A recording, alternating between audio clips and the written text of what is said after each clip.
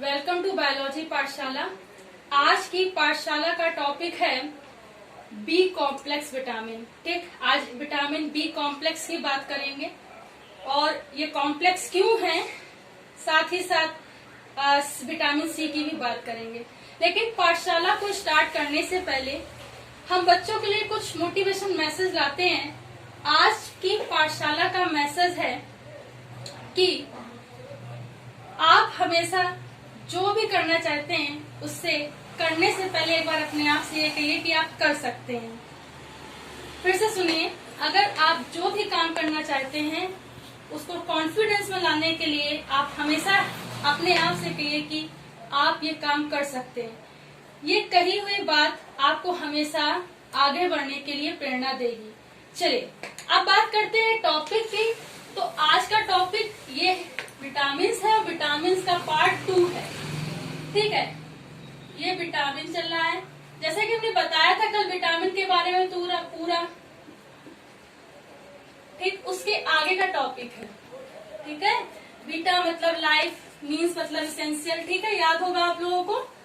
अब B complex की आज हम लोग बात कर रहे हैं। बी कॉम्प्लेक्स क्यों है? क्योंकि बी कॉम्प्लेक्स इसलिए है बच्चों क्योंकि इसमें कई सारे विटामिन बी के फॉर्म हैं। B1 है, B2 है, B3 है, B5 है, B6 है, B12 है, इसलिए इसे कॉम्प्लेक्स टाइप कहते हैं। ठीक है, चलिए एक एक करके इसको समझते हैं। देखिए, अगर हम इसको थोड़ा सा रब कर देते हैं, अभी तो समझाने के लिए मैंने कहा थोड़ा सा क्योंकि बड़ा है, तो यहाँ से स्टार्ट करते हैं। Vitamin B1, B2, B3, B5, B6। ठीक, फिर बात करेंगे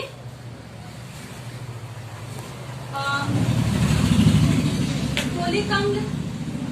ठीक, फिर बात करेंगे विटामिन सी की। विटामिन सी की, ठीक। जो विटामिन B1 होता है उसका नाम थायमीन होता है। जो विटामिन B1 होता है उसका नाम थायामीन होता है। B2 का नाम होता है राइबोफ्लेविन। ठीक है बेटा। B3 का नाम होता है पेंटोथेनिक एसिड। B3 का नाम क्या होता है? पेंटोथेनिक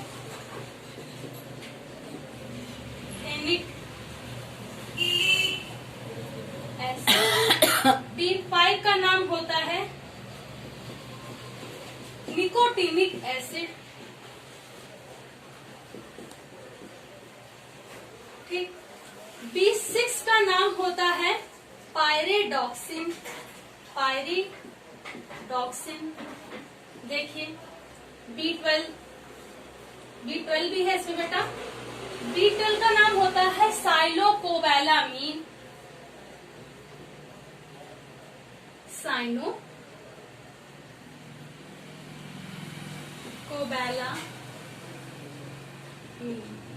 या कोबेलामाइन। ठीक है, कुछ भी कह सकते हैं। B12 के बाद आता है फोलिक एसिड। फोलिक अम्ल जिसे बोलते हैं। ठीक, या इसे फोलिक एसिड भी कह सकते हैं। ठीक है, एक ही बात है, फोलिक एसिड। उसके बाद जो बेटा आता है, ये तो बी कॉम्प्लेक्स हो गया। उसके बाद आता है vitamin C. Vitamin C, okay. Vitamin C, the chemical name of vitamin C is ascorbic acid. ये सब बेटा क्वेश्चन आते हैं, इसलिए इसको बहुत अच्छे से पढ़ा जाता है। ठीक, चलिए एक एक करके इसके सोर्स के बारे में समझते हैं। तो ये इसका क्या है? रासायनिक नाम है। ये इसके बेटा रासायनिक नाम है। ये विटामिन के नाम है, समझ में आ रहा होगा। ठीक है, उसके बाद अगर हम बात करें इसके सोर्स की, तो सोर्स देखिए क्या इसके स्रोत हैं। देखिए, जो विटामिन B1 है वो क्या होता है? जो अनाज के छिलके होते हैं, अनाज के छिलके, ठीक, वक्र, अंडे आदि में पाया जाता है। ठीक, अनाज के छिलके, वक्र, अंडे आदि में पाया जाता है। उसके बाद अगर इसके कार्य की बात की जाए, ठीक है, कार्य की अगर हम बात करें, छोटा छोटा कार्य लिख दे रहे हैं। अगर हम इसके कार्य की बात करें तो इसका जो कार्य होता है वो ये होता है कि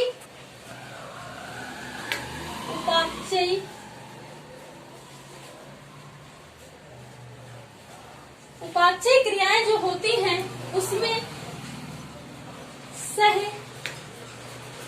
एंजाइम के रूप में इसका काम होता है। अगर इसकी डिसीज या बीमारी या रोग की बात करें, ठीक है, रोग की अगर हम बात करें बेटा, इसके या बीमारी की बात करें तो इसमें जो रोग होता है वो होता है बेरी, ठीक है, बेरी। उसके बाद B2 राइबोफ्लेविन की बात करें, B2 का जो केमिकल नेम होता है वो राइबोफ्लेविन होता है। और ये राइबोफ्लेविन अभी बहुत काम आएगा। देखिए कैसे, इसको भी समझेंगे, इसके कार्य में इसकी इंपॉर्टेंस आएगी। राइबोफ्लेविन जो होता है वो अनाज, कच्चा मांस, अंडे, यकृत में पाया जाता है। ठीक, ये क्या करता है, इसके कुछ कुछ कार्य सभी बी कॉम्प्लेक्स के मिलते हैं लेकिन थोड़ा थोड़ा डिफरेंस होता है। उपापचय क्रियाओं में एमिनो अम्ल तथा उपापचय क्रियाओं में एमिनो अम्ल तथा सह एंजाइम का भाग या अंश। ठीक, अगर इसकी बात करें B2 राइबोफ्लेविन की तो इससे एक डिसीज हो जाती है जिसे बोलते हैं किलोसिस। किलोसिस में क्या होती है, जो हमारी जुबान होती है, टंग होती है, वो सूज जाती है, उसमें सूजन आ जाती है। ठीक, उसके बाद B3 की बात करें और एक और डिसीज हो जाती है बेटा, डर्मेटाइसिस। ठीक, स्किन से रिलेटेड डिसीज होती है। B3 pantothenic acid. Pantothenic acid में देखिए क्या क्या चीजें होती हैं, इसमें कच्चा मांस, अंडा, दूध आदि चीजें आती हैं। ठीक, ये जो होता है ये क्या करता है, श्वसन की क्रिया में सह एंजाइम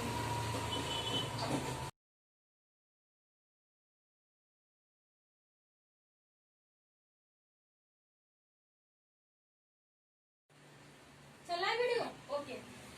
ठीक, उसके बाद अगर हम बात करें पायरिडॉक्सिन की तो ये यकृत, दूध, मांस, अनाज में पाया जाता है। ठीक, ये जो होता है बेसिकली जो एमिनो अम्ल होता है बेटा, एमिनो अम्ल जो होता है उसके उपापचय में सहायक होता है।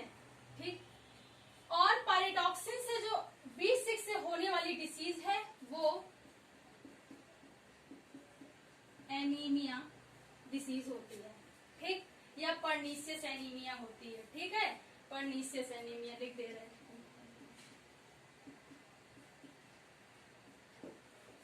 साइनोकोवैलामीन बहुत फेमस है और कभी कभी पूछा भी जाता है। देखिए, ये सबसे पहले तो इसका यकृत कंटेंट होता है।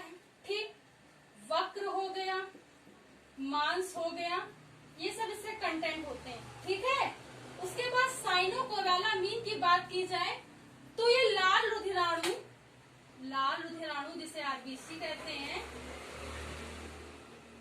लाल रुधिराणु जिसे आरबीसी कहते हैं, तथा न्यूक्लियोटाइड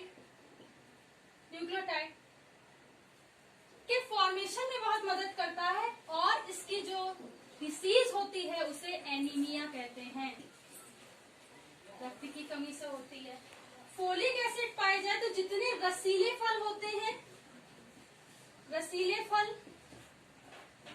नहीं, इसमें नहीं आएगा बेटा, ये विटामिन सी का है। फोलिक एसिड की बात की जाए तो फोलिक एसिड देखिए, अनाज, गेहूं, ठीक है, वक्र, ठीक, आदि में फोलिक एसिड पाया जाता है, इससे पूर्ति हो जाती है। और ये क्या करता है, कार्बोहाइड्रेट के उपापचय में, कार्बोहाइड्रेट के उपापचय में क्या होता है, सहायक होता है। विटामिन सी की बात की जाए तो जितने रसीले फल होते हैं, रसीले फल बेटा, अगर खट्टे फल कहते हैं, रसीले फल, खट्टे फल, उसमें विटामिन सी पाया जाता है। देखिए अब जगह तो इसमें बची नहीं है, ठीक है, जगह तो इसमें बची नहीं है, तो हम आराम से लिखने की कोशिश करते हैं। हालांकि बड़ा है विटामिन सी का। ये क्या करता है कि श्वसन के क्रेब्स चक्र साइकिल में, क्रेब्स चक्र साइकिल में सह एंजाइम के रूप में, सह एंजाइम के रूप में, जिनको नहीं समझ में आएगा हम बोल देंगे, श्वसन की क्रेब्स चक्र साइकिल में सह एंजाइम के रूप में कोलेजन तंतुओं के निर्माण में, कोलेजन तंतुओं के निर्माण में। उसके बाद एक और चीज आती है जो हमारी डेंटाइन होती है, ठीक है, डेंटाइन या मसूड़े के निर्माण में विटामिन सी का बहुत बड़ा रोल होता है। ठीक, क्रेब्स चक्र में, कोलेजन तंतुओं के निर्माण में, मसूड़ों में। और इससे होने वाली जो डिसीज है उसे क्या बोलते हैं, ठीक। तो इस तरीके से कुछ इसका क्या हुआ, एक इंट्रोडक्शन ओवरव्यू तैयार होता है। चलिए हम इसकी आसानी से बात करते हैं और आराम से समझते हैं। देखिए विटामिन B1, विटामिन B1 जिसे थायमिन भी कहते हैं, इसका रासायनिक नाम क्या होता है, थायमिन। विटामिन B1 के स्रोत क्या होते हैं, अनाज के छिलके, वक्र, अंडे आदि। विटामिन B1 के स्रोत क्या होते हैं, अनाज के छिलके, वक्र, अंडे आदि, ठीक। ये क्या करते हैं, उपापचय क्रियाओं में सह एंजाइम के रूप में प्रयोग में आते हैं। ये क्या करेंगे, जो B1 होंगे उपापचय क्रियाओं में सह एंजाइम के रूप में आते हैं। और इसकी कमी से होने वाले रोग क्या होते हैं, बेरी। उसके बाद अगर B2 की बात की जाए, ठीक, B2 का रासायनिक नाम होता है राइबोफ्लेविन। B2 का रासायनिक नाम क्या होता है, राइबोफ्लेविन। इस राइबोफ्लेविन में स्रोत क्या होंगे, अनाज, ठीक, कच्चा मांस, अंडे, यकृत। इस स्रोत का मतलब क्या होता है, इनसे उस विटामिन की पूर्ति होती है, ठीक है। कार्य क्या होगा, उपापचय क्रियाओं में एमिनो अम्ल तथा सह एंजाइम का भाग होता है। उपापचय क्रियाओं में साथ एमिनो अम्ल का फॉर्मेशन करेगा और सह एंजाइम का ये भाग होता है, ठीक। और इससे डिसीज क्या होती है, किलोसिस। इसमें क्या होता है कि जो हमारी टंग होती है, जुबान होती है, उसमें सूजन आ जाती है।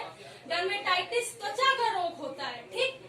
उसके बाद अगर B3 की बात करें तो B3 का होता है पेंटोथेनिक एसिड। और पेंटोथेनिक एसिड के जो स्रोत होते हैं कच्चा मांस, अंडा, दूध आदि। ये क्या करते हैं, श्वसन की क्रिया में सह एंजाइम के रूप में कार्य करते हैं। और साथ ही साथ जो इनकी डिसीज होती है वो डर्मेटाइटिस होती है, डर्मेटाइटिस होती। डर्मेटाइटिस का मतलब हमने बताया, अगर किसी भी डिसीज, अगर डिसीज है तो उसके लास्ट टर्म में सिस आता है। तो ये डिसीज होती है जिसमें कि जो स्किन होती है धीरे धीरे क्या करती है, रफनेस उसमें आती जाती है और झड़ने लगती है, ठीक है। अगर विटामिन B5 की बात की जाए तो निकोटिनिक एसिड इसका रासायनिक नाम होता है। ये वक्र, अंडा, दूध, अनाज आदि में पाया जाता है। अगर इसके कार्य की बात की जाए तो कार्बोहाइड्रेट और न्यूक्लियोटाइड के उपापचय में क्या होता है, विटामिन B5 काम करता है, ठीक। और विटामिन B5 का देखिए थोड़ी सी मिस्टेक हो गई, विटामिन B5 का पेलेग्रा, ठीक, पेलेग्रा डिसीज होती है। और इस पेलेग्रा डिसीज में वो जो होती है, जो टंग होती है, उसमें काफी ज्यादा सूजन आ जाती है और पेन होता है, ठीक है। ये बात समझ में आई कि निकोटिनिक एसिड होता है, वक्र, अंडे, दूध, अनाज में पाया जाता है। कार्बोहाइड्रेट, न्यूक्लियोटाइड के उपापचय में सहायक होता है। और पेलेग्रा डिसीज होती है, इसमें जो टंग जो होती है, जुबान होती है, वो सूज जाती है, स्वेलिंग हो जाती है। B6 की बात करें, पायराडॉक्सिन, पायराडॉक्सिन 6, पायराडॉक्सिन दोनों में क्या आ रहा है, एक्स आ रहा है, तो कभी कभी 6 का नाम भी पूछ लेते हैं, पायराडॉक्सिन। और चूंकि एनीमिया इतनी इंपॉर्टेंट डिसीज है, पूछा जाता है, तो B6 का नाम पायराडॉक्सिन होता है। यकृत, दूध, मांस, अनाज, इन सब में पाया जाता है। ठीक है, बेसिकली कच्चे मांस में पाया जाता है और इनका कार्य क्या होता है, एमिनो अम्ल के उपापचय में सहायक होता है। ठीक है, तो एमिनो अम्ल के उपापचय में क्या होता है, सहायक होता है और इससे क्या होती है, पर्नीशियस एनीमिया या एनीमिया डिसीज हो जाती है, जिसमें क्या होता है कि रक्त की कमी से इंसान जो होता है, व्यक्ति जो होता है, धीरे धीरे कमजोर होता जाता है, तो एनीमिया के लक्षण होते हैं। B12 जो होता है साइनोकोबालामीन होता है, साइनोकोबालामीन होता है और साइनोकोबालामीन के अगर सोर्स की बात की जाए तो यकृत, वक्र, मांस, इन सब में इसके सोर्स है, इस कंटेंट है, उसमें पाया जाएगा। इसका फॉर्मेशन जो होता है लाल रुधिराणु, न्यूक्लियोटाइड के फॉर्मेशन में ये हेल्प करता है। लाल रुधिराणु और न्यूक्लियोटाइड का अगर निर्माण होगा तो विटामिन B12 की वजह से होता है और इससे एनीमिया डिसीज हो जाती है। ठीक है, जो क्या होती है, रक्त की कमी से होती है। फोलिक एसिड की अगर हम बात करें तो फोलिक एसिड का नाम ही फोलिक एसिड होता है, खुद ही अपने आप में केमिकल नेम है और इसका स्रोत क्या होता है, अनाज, गेहूं, वक्र आदि इसके स्रोत होते हैं। ये क्या करता है, कार्बोहाइड्रेट की जितनी मेटाबॉलिक एक्टिविटी होती है, उपापचय क्रियाएं होती है, उसमें काम करता है और इसकी जो डिसीज होती है, इसकी डिसीज ब्रेक कर दो। उसके अगर आगे की बात करें तो फोलिक एसिड की जो डिसीज होती है वो एनीमिया होती है। ठीक है, उसके बाद अगर बात करें विटामिन सी की तो विटामिन सी में का जो रासायनिक नाम होता है वो एस्कार्बिक एसिड होता है। एस्कार्बिक एसिड जो होता है वो ज्यादातर खट्टे फलों या जितने मौसमी होते फल या रसीले फल जो होते हैं उसमें पाया जाता है और इसका जो कार्य होता है वो क्या करता है, क्रेब्स चक्र की क्रिया में सह एंजाइम के रूप में कार्य करते हैं, कोलेजन तंतुओं के निर्माण में कार्य करते हैं और मसूड़ों के फॉर्मेशन या डेंटाइन में इनका बहुत बड़ा विटामिन सी का रोल होता है और स्कर्वी इसका डिसीज होती है। तो इस तरीके से कोर्सेज का ओवरव्यू है बी कॉम्प्लेक्स और सी का। बी कॉम्प्लेक्स इसलिए होता है क्योंकि बी कॉम्प्लेक्स अपने आप में बहुत बड़ा होता है, इसलिए इसे बी कॉम्प्लेक्स कहते हैं। ठीक है, और ये सी विटामिन सी इस तरीके से। तो जो हमने ब्रदर कंपनी बताया था बी सी, ये बेसिकली जल में घुलनशील विटामिन होते हैं, जल में घुलनशील विटामिन होते हैं। ठीक है, अगर हम इसकी बात करें, अब विटामिन का जो चैप्टर है बेटा, विटामिन का जो पूरा टॉपिक है वो खत्म होता है। अगर हम आगे की बात करें, हमने बताया था कि अगर ये टॉपिक समय पर खत्म हो जाता है तो हम डाइजेशन का मैकेनिज्म स्टार्ट करेंगे, लेकिन बेटा डाइजेशन का मैकेनिज्म थोड़ा सा बड़ा है, तो आज हम इस चैप्टर के ऑब्जेक्टिव क्वेश्चन की कुछ बात करते हैं, जो फंडामेंटल फैक्ट होते हैं उसकी बात करते हैं, क्योंकि वही फंडामेंटल फैक्ट ऑब्जेक्टिव के रूप में पूछे जाते हैं। तो आज हम फटाफट आपको कुछ महत्वपूर्ण बिंदु के रूप में बता दे रहे हैं जो आपकी काफी हेल्प करेंगे। ऑब्जेक्टिव क्वेश्चन हो, चाहे 10th क्लास हो चाहे फर्स्ट ईयर हो। तो सम फंडामेंटल और इम्पोर्टेंट फैक्ट या बिंदु कह लें, tip points of digestion.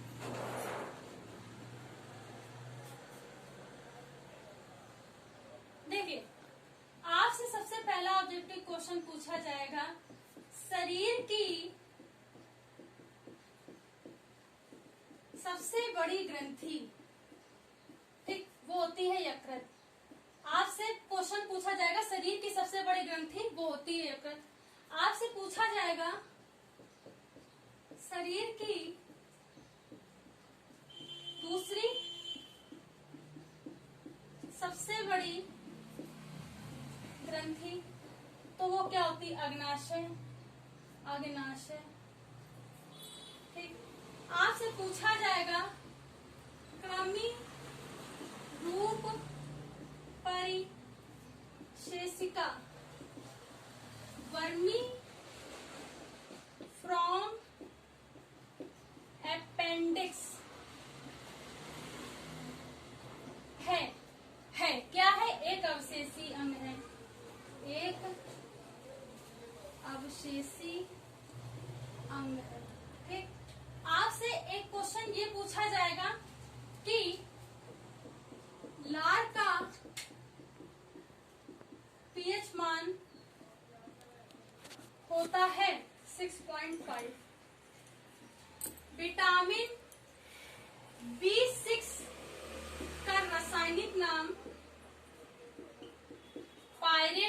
Toxin होता है।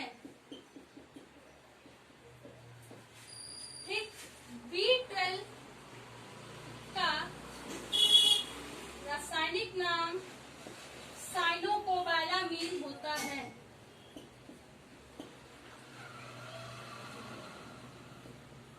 ठीक, अभी और बताते हैं। तो शरीर की सबसे बड़ी ग्रंथि क्या होती है? यकृत। ठीक, फिर पूछा जाएगा शरीर की दूसरी सबसे बड़ी ग्रंथि क्या होती है? अग्नाशय।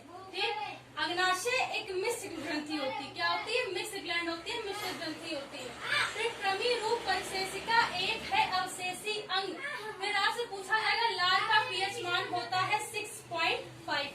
आपसे पूछा जाएगा B6 का रासायनिक नाम होता है पायरिडॉक्सिन। B12 का रासायनिक नाम होता है साइलोकोबालामीन। और इम्पोर्टेंट क्वेश्चन आते हैं आपसे, बहुत इंपॉर्टेंट पूछा जाएगा। आपसे पूछेगा vitamin A, D, E, K का पूरा लिख दे रहे हैं, का संचय या भंडारण किसी भी लैंग्वेज में पूछेंगे होता है, आप बोलोगे यकृत। ठीक, ठीक, 10th में तो ये क्वेश्चन नहीं आता है, लेकिन फर्स्ट ईयर में पूछ सकते हैं कि डायस्टमा क्या होता है। डायस्टमा, डायस्टमा क्या होता है? तो डायस्टमा जो होता है, कैनाइन दांत होते हैं। ठीक, उस जिन जंतुओं में, शाकाहारी जंतुओं में कैनाइन दांत नहीं होता, उसके स्थान पर एक खाली प्लेस होता है, उसे क्या बोलते हैं? डायस्टमा। ठीक, ऐसे एनिमल जिनमें कैनाइन नहीं होता और उस कैनाइन की जगह एक प्लेस होता है, उसे बोलते हैं डायस्टमा। ठीक, उसके बाद आपसे अगर एक क्वेश्चन पूछेगा तो ये पूछेगा कि बीटा सेल में कौन सा हार्मोन स्रावित होता है? इंसुलिन। ठीक है, हमने बताया था कि जो पेनक्रियाज होती है, अग्नाशय होती है, उसमें कई सारी सेल होती है, अल्फा, बीटा, ठीक है, delta, PP cell, epsilon cell. तो बीटा सेल्स में क्या होता है कि इंसुलिन होता है। ठीक है, ठीक, तो इतने क्वेश्चन इनफ है। ऐसा हम ये नहीं करें कि इतने क्वेश्चन में सब कुछ आ जाएगा, लेकिन हाँ, ये प्रैक्टिस के लिए इनफ है। जैसे जैसे क्लास चलती जाएगी हम और क्वेश्चन भी बताते जाएंगे। आज के लिए इतना ही बच्चों। अगर आज की पाठशाला आपको समझ में आई हो और अगर कुछ अच्छा लगा हो तो बायोलॉजी पाठशाला को अन्य लोगों तक पहुंचाएं और खास तौर पर उन बच्चों तक पहुंचाएं जो 10th क्लास और फर्स्ट ईयर क्लास के हैं। और इस पाठशाला में अगर कोई ऐसी बात जो आपको अच्छी लगी हो, मेथड अच्छा लगा हो पढ़ाने का, समझ में आ रहा हो, तो इसे सब्सक्राइब कीजिए, लाइक करिए, शेयर करिए। धन्यवाद।